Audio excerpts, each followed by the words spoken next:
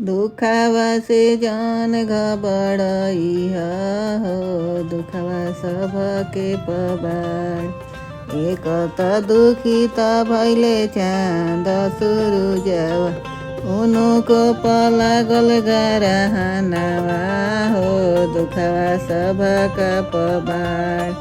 दुखवा से जान घबड़ई हो, दुखवा सबके पबार।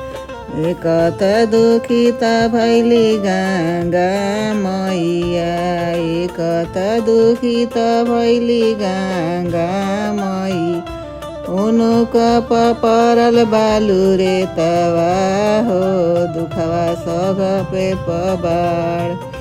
उनको परल बालू रे तवा हो, दुखवा सबका पबार।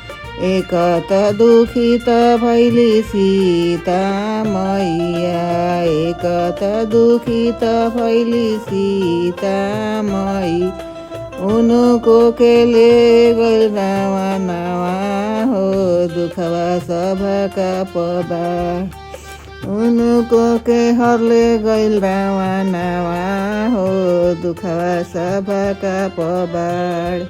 दुखवा से जानी घबड़ई हो, दुखवा सबका पबार।